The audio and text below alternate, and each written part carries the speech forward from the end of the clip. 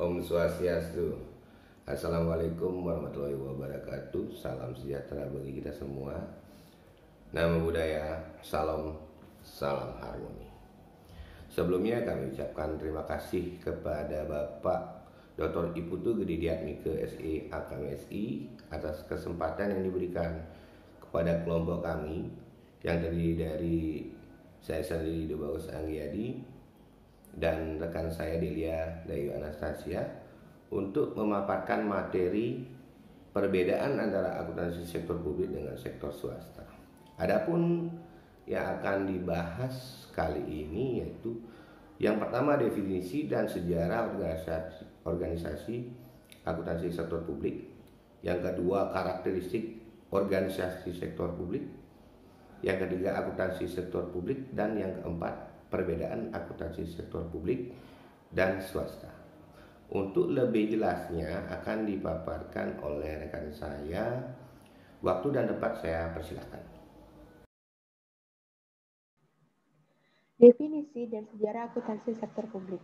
Menurut Jones dan Panlebury dalam Ulum 2008 nomor 7 mengemukakan bahwa istilah sektor publik dapat dipahami lebih jelas bila dihubungkan dengan istilah akuntan publik. Dan menurut Nordiawan nomor 2000 tahun 2009 nomor 1, sektor publik merupakan sebuah entitas ekonomi yang memiliki keunikan tersendiri. Disebut sebagai entitas ekonomi karena memiliki sumber daya ekonomi yang tidak kecil. Sektor publik juga melakukan transaksi-transaksi ekonomi dan keuangan tetapi berbeda dengan entitas ekonomi lain. Khususnya perusahaan komersial yang mencari laba, sumber daya ekonomi sektor publik dikelola tidak untuk tujuan mencari laba atau nirlaba.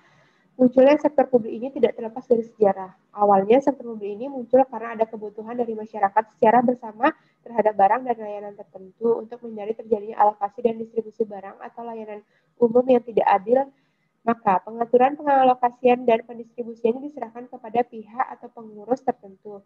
Warga masyarakat kemudian membayar sejumlah upeti atau pajak untuk mendukung pengaturan barang atau layanan umum oleh pengurus tersebut. Menurut Masud et al. 2011, 5. Karakteristik organisasi sektor publik. Menurut Ulum 2008 nomor 9, karakteristik organisasi sektor publik atau organisasi yang tidak bertujuan untuk memupuk keuntungan adalah sebagai berikut. Pertama, sumber daya entitas berasal dari para penyumbang yang tidak mengharapkan pembayaran kembali atau manfaat ekonomi yang sebanding dengan jumlah sumber daya yang diberikan.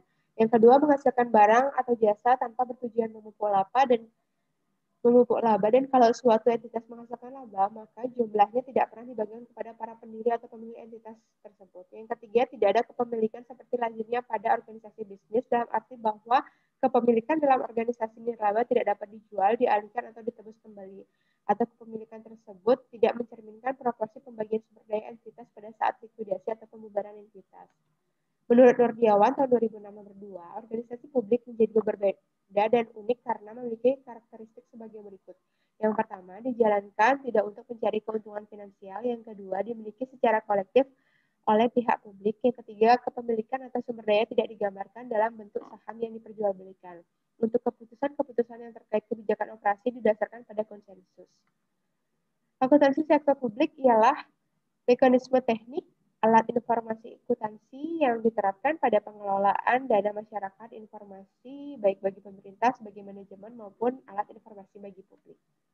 Perbedaan organisasi sektor publik dengan sektor swasta dapat kita lihat dari tujuan organisasi. Yang pertama, non-profit motif untuk sektor publik dan sektor swasta itu profit motif.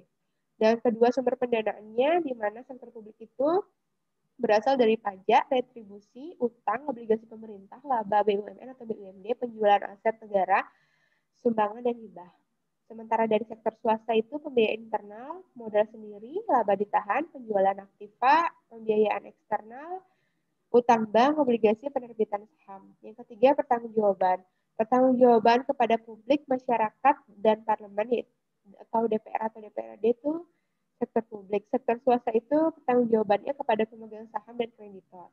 Untuk struktur organisasi dari sektor publik itu birokratis, kaku, dan hierarkis. Sementara dari sektor swasta itu fleksibel, datar, piramid, lintas fungsional. Untuk karakteristik anggarannya itu terbuka untuk publik, untuk dari sektor publik, dan untuk sektor swasta itu tertutup untuk publik. Tujuan dari organisasi ini adalah, tujuan sektor komersialnya adalah memaksimumkan laba untuk meningkatkan kesejahteraan pemegang saham. Tujuan sektor publik pertama bukan mencari laba, tetapi memberikan pelayanan kepada masyarakat atau public service dan mensejahterakan masyarakat, pelayanan dalam bidang pendidikan, keamanan masyarakat, penegakan hukum, transportasi publik, penyediaan barang kebutuhan masyarakat, dan sebagainya. Namun demikian, pemerintah juga mempunyai badan usaha yaitu BUMN dan BUMD yang bertujuan mencari laba untuk meningkatkan penerimaan negara dan mengusahakan barang-barang strategis kebutuhan masyarakat. Sumber pembiayaannya itu pada sektor publik, sumber pendanaan berasal dari pajak, retribusi, laba BUMN atau BUMD, pinjaman luar negeri, obligasi, dan sumber lain yang sah itu pemerintahan. Sumbangan, dana abadi, pinjaman, hibah, dan lain sebagainya itu non-pemerintahan. Sektor komersial, sumber pendanaannya lebih fleksibel. Dari segi internal berasal dari modal pemilik dan laba yang ditahan. Sedangkan dari eksternal adalah utang bank, obligasi, dan penerbitan saham baru. Pertanggungjawaban sektor publik menguasai dana publik, bertanggung jawab kepada publik melalui perwakilan di DPR, DPRD, organisasi pemerintahan, dan langsung kepada masyarakat yang terkait non-pemerintahan. Pertanggungjawaban vertikal ialah pertanggungjawaban kepada atasannya dalam struktur organisasi, sedang pertanggungjawaban horizontal adalah pertanggungjawaban kepada masyarakat umum melalui mekanisme yang ada, yaitu parlemen. Sektor komersial menguasai dana pemilik, bertanggung jawab kepada pemilik, yaitu pemegang saham dan kreditur. Struktur organisasinya sangat kompleks dari kebijakan politik dari sektor publik, di mana terdiri dari pertahanan dan keamanan, hubungan luar negeri, kebijakan fiskal dan moneter, regulasi sektor swasta, stabilisasi politik dan ekonomi, perlindungan sumber daya alam dan sosial, penegakan hukum dan perlindungan HAM, pemberian barang dan pelayanan, distribusi pendapatan dan kekayaan. Karakteristik anggaran bagi pemerintahan, anggaran adalah sangat penting. Sebagai otorisasi pelaksanaan, sebagai alat pengawasan, alat kontrol, dan pengendalian pemerintahan, dan pertanggungjawaban APBN dan APBD yang memerlukan persetujuan dari DPR atau DPRD sebagai wakil rakyat. Yang setelah disetujui, kemudian diserahkan kepada pemerintah untuk dilaksanakan. Sementara untuk organisasi bisnis adalah sangat fleksibel, disesuaikan dengan kondisi dan perkembangan lingkungan dan ekonomi yang terjadi. Perbedaan menurut Pehsun et al. 2011 nomor 7 menyatakan bahwa membedakan area sektor publik dan swasta dapat dilihat berdasarkan kategorisasi tipe barang atau pelayanan yang dibagi menjadi 4. Yang pertama, pure public goods. Pure public goods adalah barang-barang atau jasa kebutuhan masyarakat yang manfaat barang atau jasa tersebut dinikmati oleh masyarakat secara bersama-sama. Barang ini apabila dikonsumsi oleh individu tertentu tidak mengurangi konsumsi orang lain akan barang tersebut. Contoh pure public goods adalah keamanan, ketentraman, dan keadilan. Yang kedua ialah quasi public goods. Quasi public goods adalah barang-barang atau jasa kebutuhan masyarakat yang manfaat barang atau jasa tersebut dinikmati oleh seluruh masyarakat, namun apabila dikonsumsi individu tertentu akan mengurangi konsumsi orang lain akan barang tersebut. Contoh quasi public goods adalah pelayanan kesehatan dan pendidikan. Yang ketiga, quasi private goods. Quasi private goods adalah barang-barang atau jasa kebutuhan masyarakat yang mana manfaat barang dan jasa tersebut apabila dinikmati secara individual oleh yang memilikinya, walaupun sebetulnya barang dan jasa tersebut dapat dinikmati oleh semua masyarakat. Contoh quasi private goods adalah jalan tol dan tenaga listrik. Yang terakhir ialah pure private goods. Pure private goods adalah barang-barang atau jasa kebutuhan masyarakat yang mana manfaat barang atau jasa tersebut hanya dinikmati secara individual oleh yang membelinya dan yang tidak membelinya tidak dapat menikmati barang atau jasa tersebut. Contoh barang pure private goods adalah makanan, pakaian, hiburan, ataupun peralatan. Nah, demikian si pemaparan materi dari kelompok kami.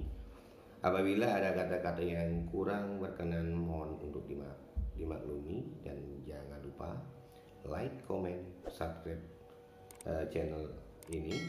Akhir kata saya ucapkan terima kasih. Om Santi Santi Santi Om.